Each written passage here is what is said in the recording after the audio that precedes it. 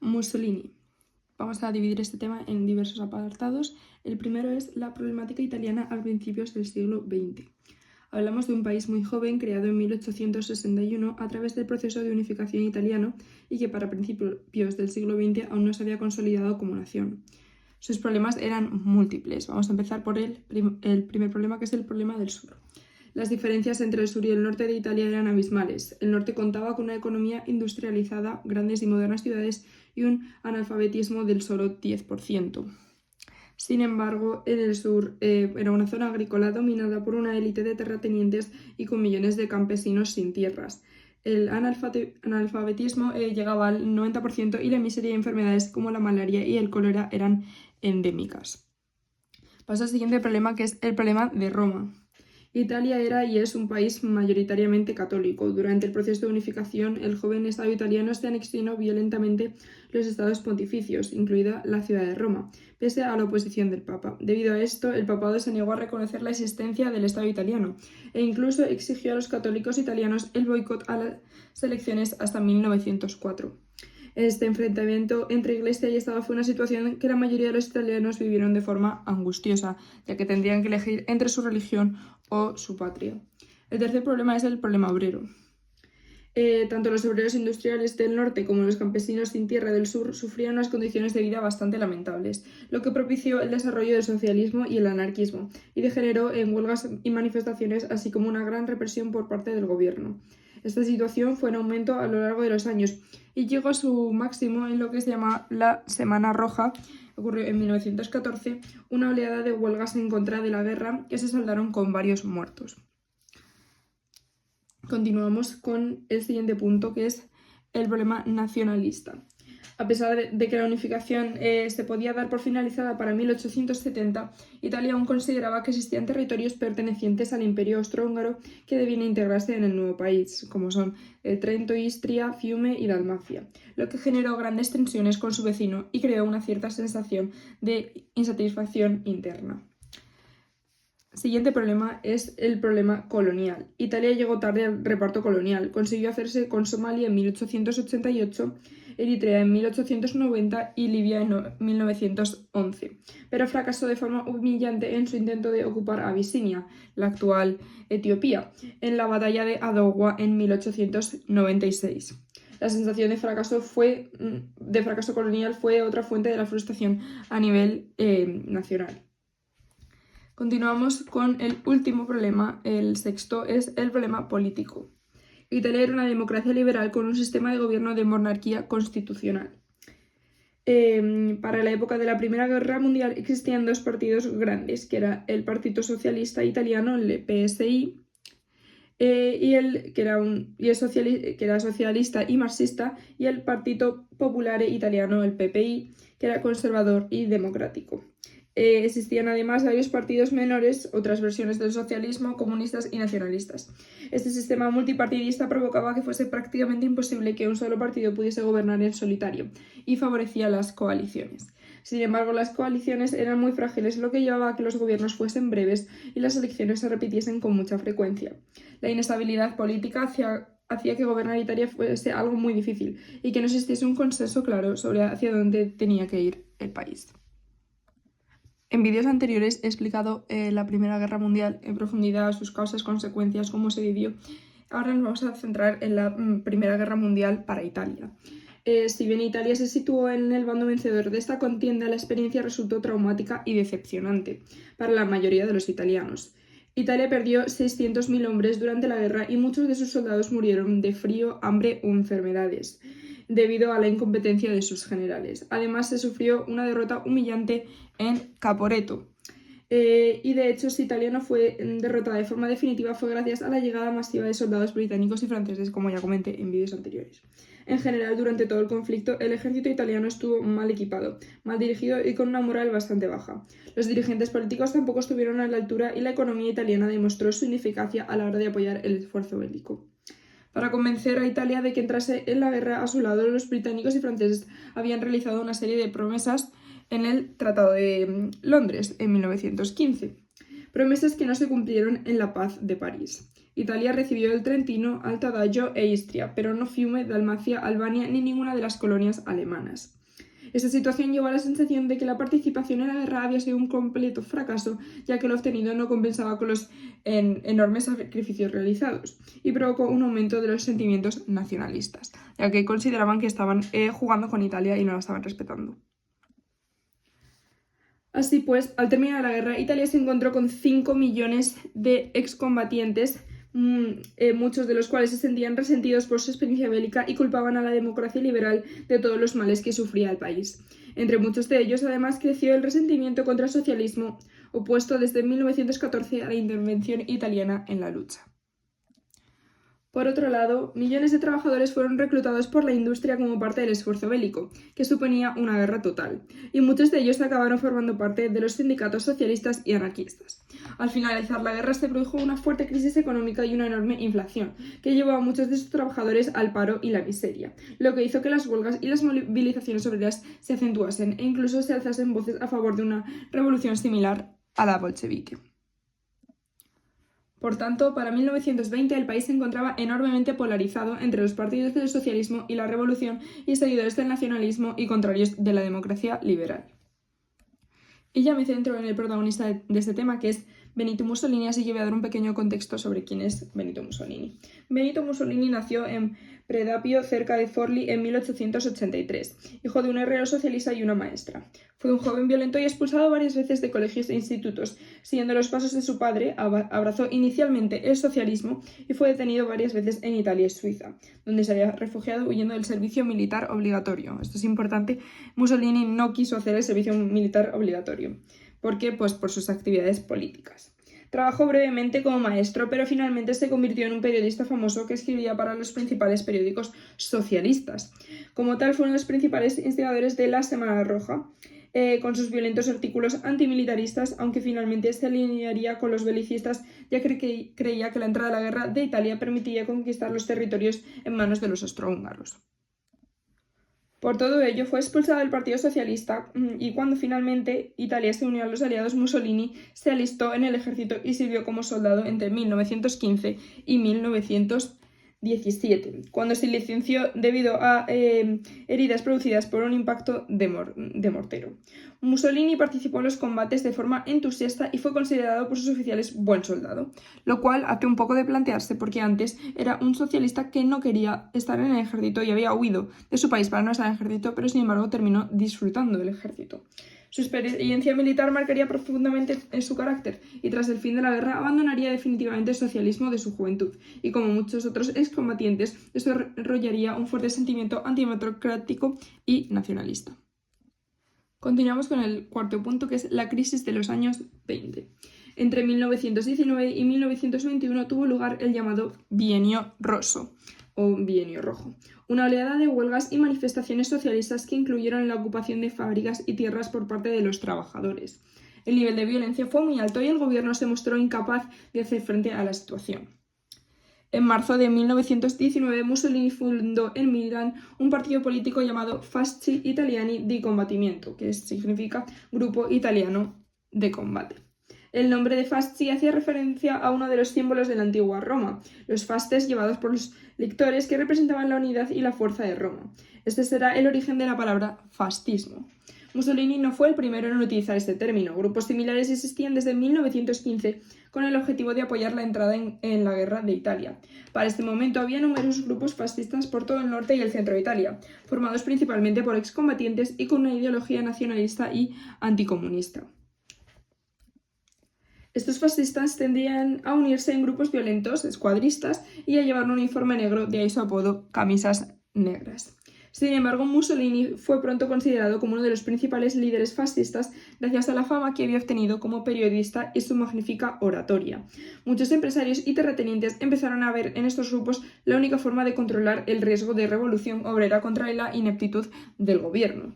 En junio de 1919, Mussolini publicó un manifiesto fascista donde aparecía reflejada su ideología, que luego desarrollaría en artículos periodísticos y otras publicaciones. Las ideas fascistas se pueden resumir en los siguientes puntos.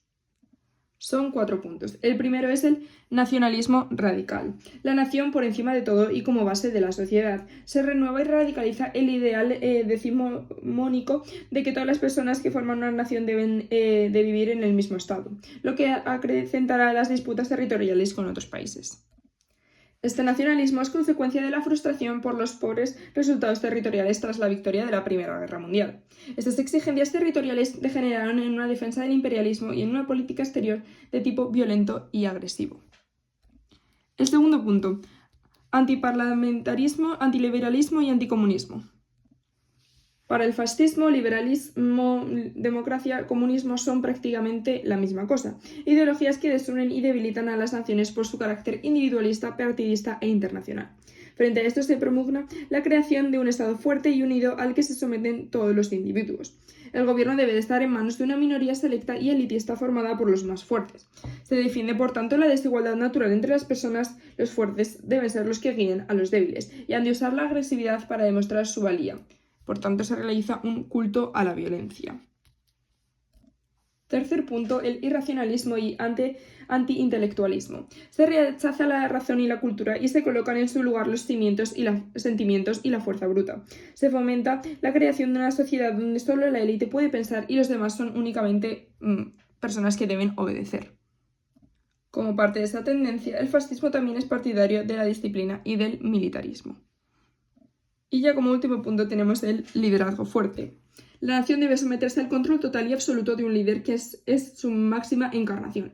Este líder tiene un poder absoluto y para lograr su aceptación el fascismo recurre al culto de la personalidad y la propaganda. Aún así, en las elecciones de 1919 los fascistas no consiguieron ningún escaño en el Parlamento italiano. Sin embargo, la violencia del movimiento obrero durante el Bienio Rojo provocó la sensación de que una revolución de tipo bolchevique era inminente, lo que llevó al pánico no solamente a la alta burguesía, sino también a las clases medias. Los fascistas empezaron a enfrentarse de forma violenta contra los obreros y fueron vistos por parte de mucha gente como la única forma de evitar la revolución. De hecho, el gobierno y la policía tendían a ignorar la violencia fascista e incluso la alentaba y protegía. Para 1920, Mussolini era aceptado por los fascistas como uno de sus líderes más importantes. Para las elecciones de 1921 defendió un programa electoral basado en la restauración del orden público, la defensa de la propiedad privada y la libre empresa, la mejora del nivel de vida y una política exterior fuerte que permitiese a Italia ganarse el respeto del mundo. Tras las elecciones, los fascistas consiguieron el 7% de los votos y 38 diputados. Mussolini fue uno de ellos, y ese mismo año se propuso un pacto de pacificación con los socialistas para poner fin a la violencia. El pacto no llegó a firmarse por la oposición de muchos de los líderes fascistas regionales llamados RAS. Ese mismo año se creó el Partito Nazionale Fascista, el PNF, que agrupaba a todos los grupos fascistas italianos y con Mussolini a la cabeza de su comité ejecutivo. El lema del partido era orden, disciplina y jerarquía, y Mussolini empezó a ser conocido como Il Duce, que quiere decir el líder. Apartado 5. La marcha sobre Roma. En 1922 los enfrentamientos violentos entre fascistas y socialistas eran cada vez más brutales. Solo en este año en el norte de Italia se produjeron más de 200 muertos. En julio los socialistas convocaron una huelga general y el nivel de violencia aumentó. Algunos RAS empezaron a defender la idea de dar un golpe de Estado para tomar el poder y propusieron marchar sobre Roma y hacerse con el control de la ciudad. Una gran parte de la población, harta de la violencia, parecía apoyar esta idea, aunque Mussolini dudó hasta el final. Tenía miedo de que ocurriese un enfrentamiento con el ejército. La marcha sobre Roma inició en octubre de 1922 y los fascistas llegaron a ocupar los accesos al centro de la ciudad. Mussolini no participó directamente en la marcha y siguió los acontecimientos desde Milán.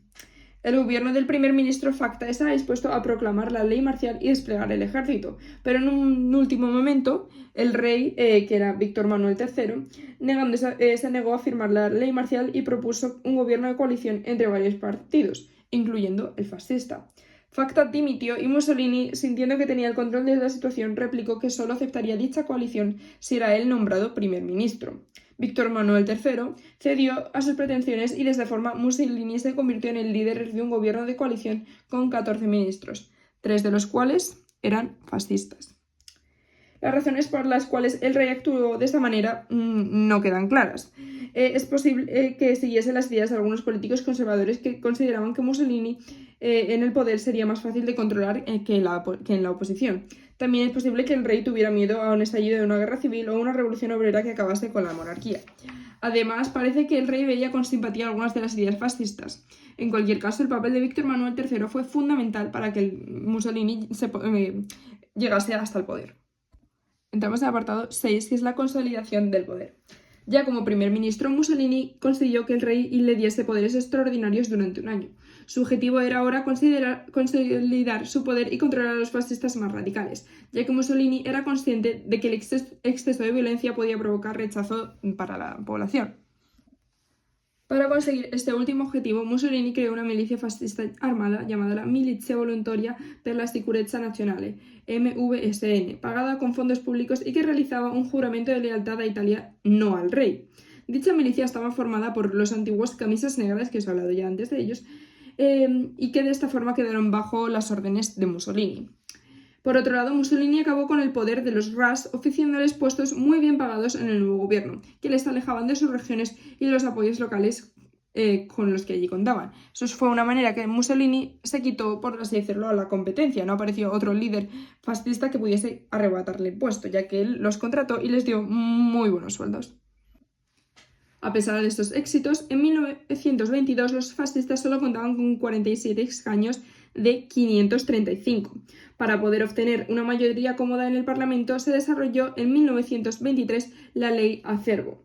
Dicha ley indicaba que el partido más votado, siempre que superase el 25% de los votos, recibiría 2/3 de los escaños y el resto se repartirían proporcionalmente entre los demás partidos.